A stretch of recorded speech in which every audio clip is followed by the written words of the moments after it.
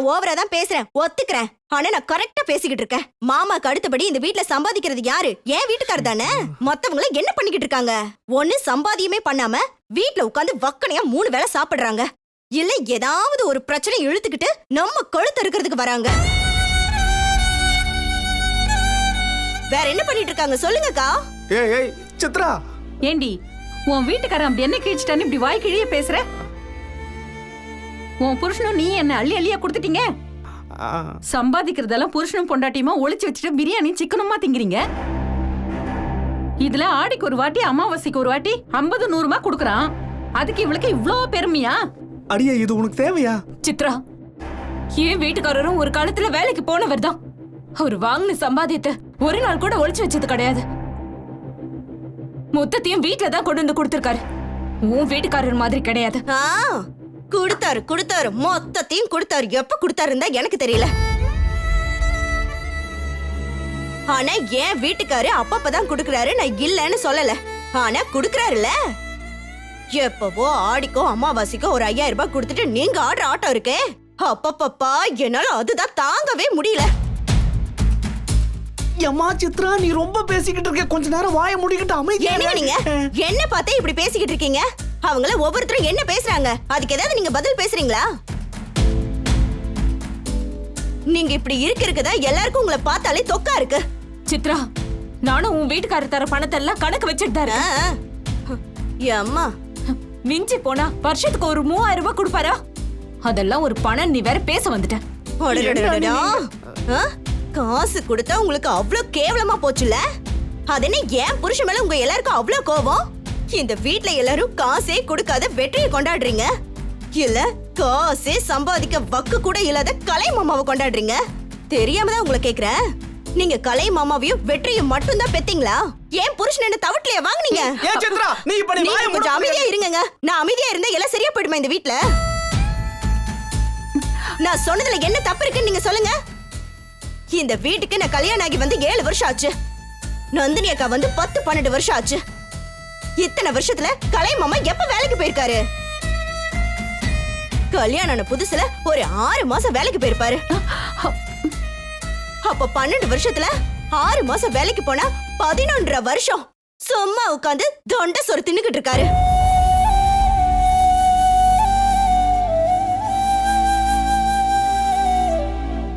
ஏன் சித்ரா, உன்னை நான் கும்பிட்டு கேட்டுக்கிறேன், தயவு செஞ்சு எதையும் பேசாம உள்ள முடியாதுங்க. கேள்வின்னு வந்துட்டா நான் பதில் சொல்லியே தாங்க தீருவேன். இப்ப கூட இவர் வேலைக்கு போனதுக்கு யார் காரணம் சொல்லுங்க? மனசாட்சி தொட்டு சொல்லுங்க. ஏன் வீட்டுக்காரர் தானே காரணம்.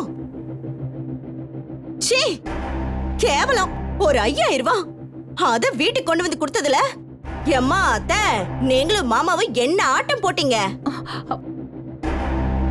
என் பையன் தலை எடுத்துட்டா இத பண்ணிடுவான் அத பண்ணிடுவான்னு பேச்சு மட்டும்தான். தலையில தூக்கி வச்சல கொண்டாடுனீங்க. ஏண்டி உன் புருஷன் என்னைக்காவது 200 ரூபாய்க்கு மேல கொடுத்திருக்கானா? அத்தை, ஏன் என் வீட்டுக்கார் மேல உங்களுக்கு இவ்ளோ கோவம்? அவர் கொடுத்தது 100-200 விட்டுருங்க. கொடுத்தாரா இல்லையா? வருஷ கணக்குல கொடுத்துட்டே தான் இருக்காரு அத்தை. ஆனா இத்தனை வருஷமா பணம் கொடுத்த நீங்க, இவரு கெட்டவரு. அப்பா ஒரே ஒரு வாட்டி பணத்தை கொடுத்துட்டாரா இவரு கடவுள் ஆயிட்டாரா? எனக்கு புரியல சத்தியமா. வேணாம் சித்ரா, எங்க வயித்தறிச்சல தேவையில்லாம கொட்டிக்காத. அப்போ ஏன் வயித்தறிச்சல நான் எங்க போய் கொட்டுறது? சரி, உங்க வீட்டுக்காரு வேலைக்கு போனாரு, ஓகே, என்ன பண்ணாரு? அத கெட்டியா புடிச்சுக்கிட்டாரா? முழுசா ஒரு மாசம் கூட தாக்கு பிடிக்க முடியல. அப்படியே சோழிய முடிச்சு அள்ளி மூடிட்டு வந்துட்டாரு. இதுல இந்த லட்சணத்துக்கு இவர் கொடுத்த 5000 ரூபாய்க்கு எல்லாரும் தலையில தூக்கி வச்சுட்டு கொண்டாடுறீங்க. இவ்வளவு வன்மமாடி உனக்கு? இதெல்லாம் அந்த சாமிக்கே அடுக்காது. வேண்டாம், அவ்வளவுதான் நான் சொல்லுவேன். யாரோட வயித்தறிச்சல யார் கொட்டிக்கிறது? 12 வருஷம் அதுல ஒரே ஒரு 5000 ரூபாய் கொடுத்தாரு. ஏன் புருஷன் அப்பப்ப கொடுத்தத கணக்கு பாருங்க. எவ்வளவு வரும்னு உங்களுக்கு தெரியுமா? அதெல்லாம் யாரும் கண்டுக்க மாட்டீங்க. உங்களை பொறுத்த வரைக்கும் வெற்றியும் கலை மாமாவும் தான் இந்த வீட்டோட புள்ளைங்க.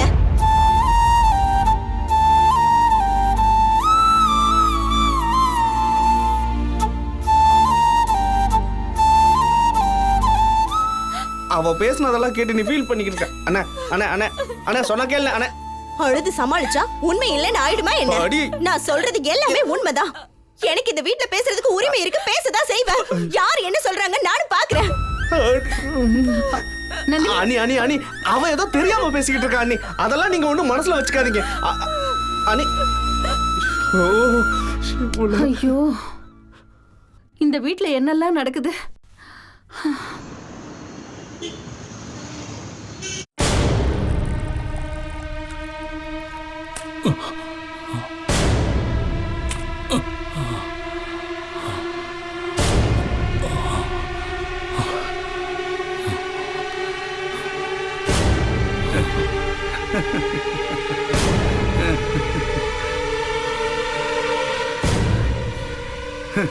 யாரா நீங்கெல்லாம்? என்ன சார் ஞாபகம் வந்துச்சா? இது எத்தனை? 4. தோபாரா ஜட்ஜையாக எல்லாமே தெரியுது. டேய், நான் ஒரு கேள்வி கேட்டேன். யாரு நீங்கன்னு கேட்டேன். அதை பத்தி உனக்கு என்ன பெருசு? நாங்க சொல்றதை கேட்டா பத்திரமா வீடு போய் சேரலாம். இல்லன்னு வெயி பொண்ணமா தான் போவ. என்னடா வேணும்? எதுக்காக என்ன கடத்தி வச்சிருக்கீங்க? உனக்கு எனக்கு எந்த பிரச்சனையும் இல்லை. விஷயம் ரொம்ப சிம்பிள். ஜெல் கம்பெனிக்காரன் கேஸ் உங்ககிட்ட வந்துக்குது. நாளைக்கு உன்னை கோர்ட்டுக்கு கூட்டின்னு போகிறோம். நீ பாட்டு நாங்கள் போய் அந்த கேஸை தள்ளுபடி பண்ணுற. உனக்கும் சேஃபு, எங்களுக்கும் சேஃபு. என்ன சொல்ற? ஏண்டா, தெரிஞ்சுதான் என்ன கடத்தி வச்சிருக்கீங்களா? நான் ஜட்ஜி சங்கர நாராயணன். எல்லாம் தெரிஞ்சுதான் கடத்திருக்கிறோம். இப்ப என்ன சொல்ல வர? நாளைக்கு தீர்ப்புல கேஸை தள்ளுபடி பண்ண போறியா இல்லையா? எப்படிடா முடியும்? ஆயிரக்கணக்கான விவசாயிகளோட வாழ்க்கை பிரச்சனை, எதிர்கால சந்ததியோட வாழ்க்கை பிரச்சனை. என்னால எப்படி தீர்ப்பை தப்பா எழுத முடியும்? அப்ப கேட இங்கேயே கேட. நீ ஒத்துக்கிற வரைக்கும் உன்னை இங்கிருந்து நான் விட மாட்டேன். நீங்க என்னை எவ்வளவு டார்ச்சர் பண்ணாலும் நான் சம்மதிக்க போறதில்ல. இதுக்காக உங்களுக்கு இந்த விளையாட்டு? உன்னை மாதிரி எத்தனை பேரை நாங்கள் பார்த்துருப்போம் தெரியுமா? உனக்கே வயசாயிடுச்சு. நிச்சயமா உனக்கு சுகரு, ப்ரெஷரு, பிபி எல்லாமே இருக்கும். கை காலெல்லாம் நடுங்கும். நாங்களும் உனக்கு சோறு தண்ணிலாம் கொடுக்க மாட்டோம். கடைசியில் நீ ஒத்துக்கிட்டாலும் ஆகணும். உடம்பு கேக்குதுங்கிறதுக்காக நியாயத்தை பலி கொடுக்கிற அளவுக்கு நான் போகிறேன். செத்தாலும் சாவனை ஒழிய இந்த கேஸ்ல ஆதரவா உங்களுக்கு தீர்ப்பு சொல்லவே மாட்டேன். ஜட்ஜையா, எதுக்கு இந்த வீண் பிடிவாதம்? சரி, நீ கேஸை தள்ளுபடி பண்ணலன்னு வச்சுக்கோ. அவங்களுக்கு எதிராகவே நீ தீர்ப்பு கொடுக்குறேன்னு வையே. அவங்களுக்கு மேல் கோர்ட் இருக்கு, சுப்ரீம் கோர்ட் இருக்கு, நல்ல திறமையான வக்கீல்லாம் இருக்காங்க. அவங்க எப்படியாவது போய் கேஸை டிஸ்மிஸ் பண்ண போறாங்க. செலவை குறைக்கிறதுக்காக உங்ககிட்ட பேரம் பேசின்னு வராங்க. ஜட்ஜி சார், நீ என்ன பிடிவாதம் பிடிச்சாலும் ஒன்றும் நடக்காது. என்ன, பேசாம அவங்க சொல்றத ஒத்துக்கோ. யாருக்கும் எந்த தொந்தரவும் இருக்காது. புரியுதா? இந்த ஜட்ஜி சங்கர நாராயண உடம்புல உயிர் இருக்கிற வரைக்கும் அநியாயத்துக்கு துணை போக மாட்டான். அவ்வளவுதானே? சரி, பார்த்துருவோம். நீ எத்தனை நாளுக்கு தாக்கு பிடிக்கிறேன்னு நானும் பார்க்குறேன். ஏய், இந்த ஆளுக்கு பச்சை தண்ணி கூட கண்ணில் காட்டாதீங்கடா. தல, பச்சை தண்ணியை கண்ணில் கூட காட்ட மாட்டேன் தல. நீ தைரியமா போ.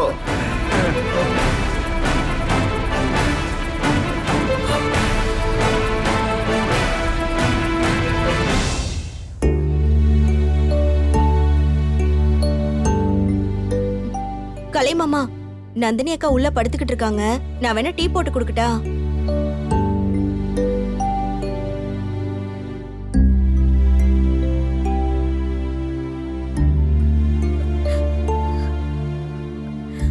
ரொம்ப வருத்தமா இருக்கு நந்தினி. மனசே ஆறல. என்னமா பேசிட்டாலும் சித்ரா, நான் என்ன வேலைக்கு போக மாட்டேன்னு சொல்றேன்?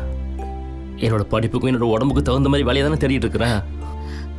அதை வச்சு இவ்வளோ பேசிட்டால, என்னை யாருமே புரிஞ்சுக்க மாட்டேங்கிறாங்கல்ல.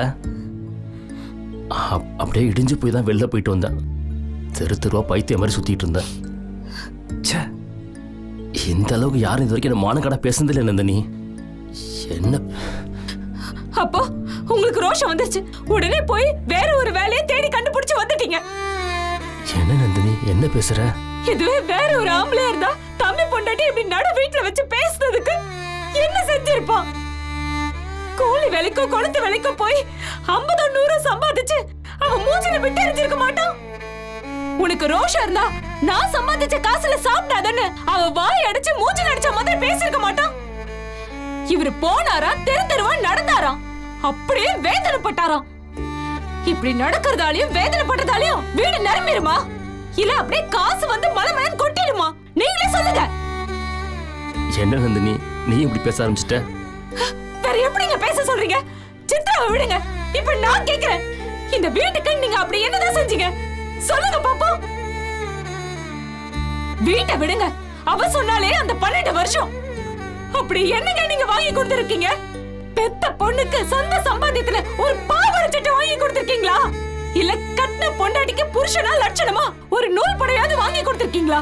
ஒரு ரூபா சம்பாதிக்க துப்பு இல்ல உங்களுக்கு. எப்படிங்க வெக்கம் மானம் இல்லாம ரோஷம் மட்டும் வருது? நானும் பேசக்கூடாதுன்னு நினைக்கிறேன். எவ்வளவு நாள் தாங்க பொறுத்துட்டு போறது? என்னைக்கு தாங்க உங்களுக்கு எல்லாம் புத்தி வரும்? அப்படி என்னங்க நான் கேட்டுட்டேன்? காசு வேணும், பணம் வேணும், நகை வேணும் நான் கேட்டேன். கௌரவமா வாழ்றதுக்கு ஒரு வாழ்க்கை தானே கேட்டேன். உங்களால எவ்வளவு தாங்க சம்பாதிக்க முடியும்? 5000? அதுக்குள்ள நான் குடும்பம் நடத்தி காமிக்கிறேன். இல்ல 10,000? அதுக்குள்ள குடும்பம் நடத்தி மிச்சம் பிடிச்சு காமிக்கிறேன்.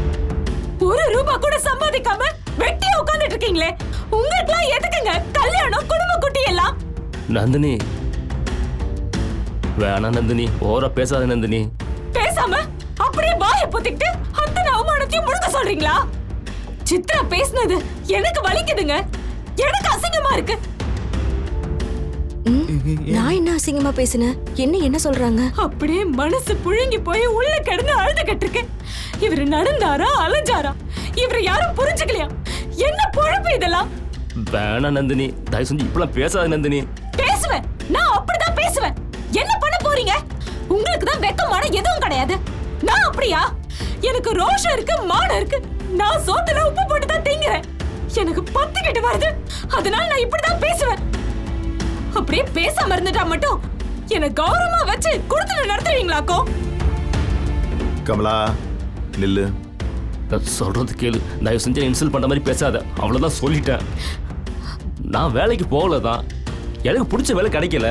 அதுக்காக நான் என்ன பொறுக்கி தனமா பண்ணிட்டு இருக்கேன்? இல்ல குடிச்சிட்டு அலைஞ்சேனா? இல்ல மத்தவங்க மாதிரி பொம்பளை பிள்ளை அலைஞ்சிட்டு இருக்கேனா? இல்ல இவ்வளவு ஒழுக்கத்தோட வாழ்ற என்ன உனக்கு எடுத்து பேச தோணுது இல்ல? உங்க ஒழுக்கத்தால மாசம் 15,000 ரூபாய் சம்பளம் வருதா? இல்ல தேனு பாலுமா இந்த வீட்டுல பொங்கி வழியுதா? கால் காசுக்கு பிரயோஜனம் இல்ல. இதுல ஒழுக்கத்தை பத்தி பேச வந்துட்டீங்க. ஒழுக்கம் எல்லாம் சோறு போடாதுங்க. ஒழுக்கம் உங்க பொண்டாட்டிக்கு கௌரவத்தையும் சேர்க்காது. இன்னைக்கு வரைக்கும் இந்த வீட்டுல ஒரு வேலைக்காரி மாதிரி தான் நான் வாழ்ந்துட்டு இருக்கேன். யாரால? உங்களால. இந்த மனுஷன் 1 ரூபா சம்பாதிக்க துப்பு இல்லாம இருக்காரு. வெட்டி சோறு சாப்பிட கூடாதுன்னு நாள் முழுக்க மாடு மாதிரி உழைச்சிட்டு இருக்கேன். நான் பெத்த பொண்ணு என் மூஞ்சியே மறந்து போய் அம்மா அப்பா கிட்ட அனாதை மாதிரி வளர்ந்துட்டு இருக்கா. ஒரு நாள் அவளை போய் பாக்குறதுக்கு காசு சம்பாதிக்க துப்பு கிடையாது. உங்க ஒழுக்கத்தை வச்சு நான் என்னங்க செய்யறது? பெத்த பொண்ணுக்கு ஒரு பவுன்ல நகை செஞ்சு போட முடியுமா சொல்லுங்க? இல்ல நந்தினி, நீ தப்பா பேசிட்டு இருக்க. கட்டின புருஷன் இந்த மாதிரி பேச ரொம்ப தப்பு நந்தினி. புருஷனா? யாரு நீங்களா? தான் தண்ட சோறு சாப்பிடுறது மட்டும் இல்லாம பொண்டாட்டியும் சேர்த்து தண்ட சோறு சாப்பிட வைக்கிற உங்களுக்கு பேரு புருஷனா? கல்யாணம் பண்ணி கூட இருந்து ஒரு புள்ளைய பெத்துட்டா மட்டும் அவன் பேரு புருஷன் கிடையாது. ஆம்பளையா லட்சணமா கட்டவுல கௌரவமா வச்சுக்கிறவன் பேர் தான் புருஷன். இப்படி பொண்டாட்டி புள்ளைய கேவலப்பட வச்சுட்டு வெக்க ரோஷம் இல்லாம சோத்த தின்னுட்டு அலையிறவன் பேரு தண்ட சோறு. ஒழிக்க துப்பு இல்லாத சோம்பேறி. சொல்ல போனா ஆம்பளைக்கு லட்சணமே உத்தியோகம் தான். அது கூட இல்லாத உங்களை எல்லாம் ஆம்பளைன்னு சொல்றதுக்கே அசிங்கமா இருக்கு.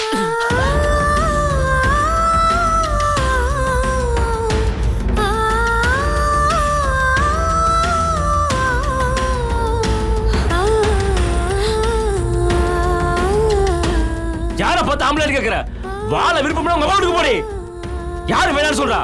பெருசா பேச வந்துட்டா கொன்றுவ. நில்றா கலை.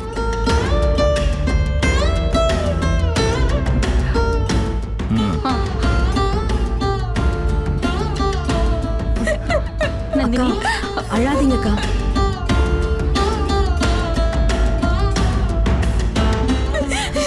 நீங்க வாங்க வாங்க வாங்க.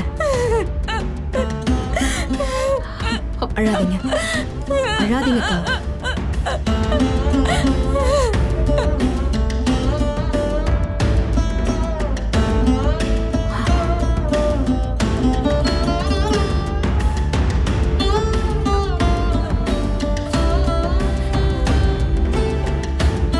கட்டின பொண்டாட்டிய கை நீட்டி அடிக்கிறிய மனுஷனடா நீ? நீ எப்படா இந்த அளவுக்கு மாறின? சாரிப்பா. என்கிட்ட எதுக்கு சாரி கேட்கிறேன்? சாரி கேட்க வேண்டியது அந்த பொண்ணுகிட்ட. டேய், பொம்பளை பிள்ளைய அடிக்கிறதாடா வீரம்? உனக்கு இதை சொல்லி கொடுத்தா வளர்த்தேன். என் வீட்டுல வச்சு ஒரு பொம்பளை பிள்ளை மேல கை ஓங்குறியே, உனக்கு எவ்வளவு திமிரு இருக்கும்? வேற என்னமா பண்ண சொல்றீங்க? என் ஆத்திரத்தை எங்க காட்ட சொல்றீங்க? நான் நல்லவனா தான் இருக்கேன். ஆனா என்ன தானப்பா எல்லாருமே ஏமாத்துறாங்க. எனக்கு எந்த நல்லதுமே நடக்க மாட்டேங்குதப்பா. வெட்டி பையன் ஊரே சொன்னிச்சு. இப்போ கட்டின பொண்டாட்டியா சொல்றப்போ உள்ளுக்குள்ள வலிக்குதுப்பா. ஏன் சொல்றாங்கன்னு உனக்கு புரியணும்ல? ஆம்பளையா லட்சணமா ஒரு உத்தியோகத்துக்கு போய் சம்பாதிச்சிருந்தா உன்னை ஏன்டா ஊர் உலகம் கேவலமா பேச போகுது? முடியலப்பா, என்னால எதுவுமே முடியல. ரொம்ப கஷ்டமா இருக்குப்பா. ஆமாப்பா, தோத்து போனவன் தான் வேலைக்கு போ துப்பு இல்லதான். கிடைச்ச வேலையை கூட காப்பாத்திக்க துப்பு இல்லதான் வந்தான். நான் என்ன செய்வேன் சொல்லுங்கப்பா? செத்து போயிடுவா?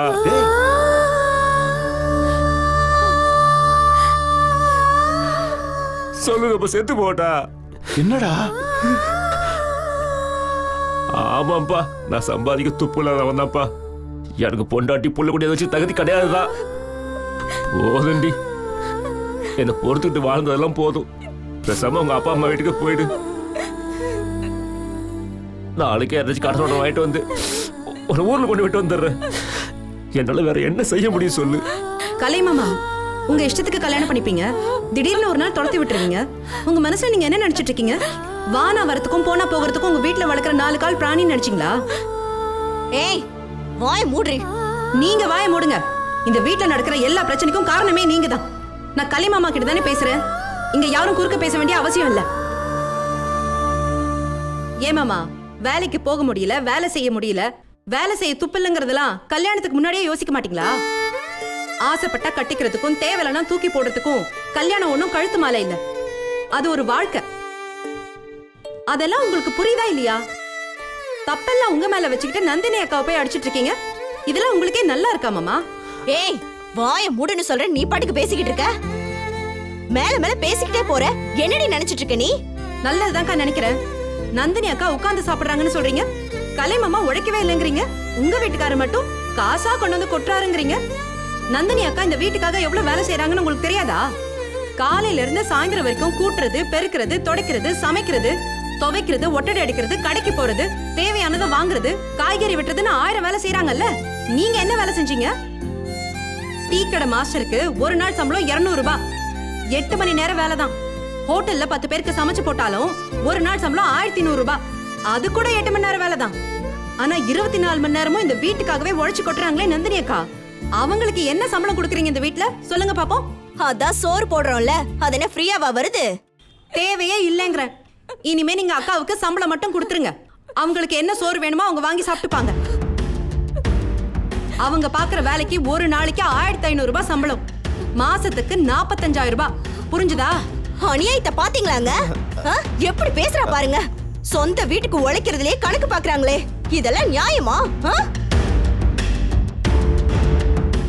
கணக்குன்னு வந்துட்டா எல்லாமே கணக்கு தானே, பார்த்துதான் ஆகணும். சரி, அவ்வளவு பணம் கூட வேணாம். ஒரு நாளைக்கு 1000 ரூபான்னு வச்சா கூட அக்காக்கு இந்த வீட்டுல மாசம் 30,000 ரூபாய் கொடுக்கணும்.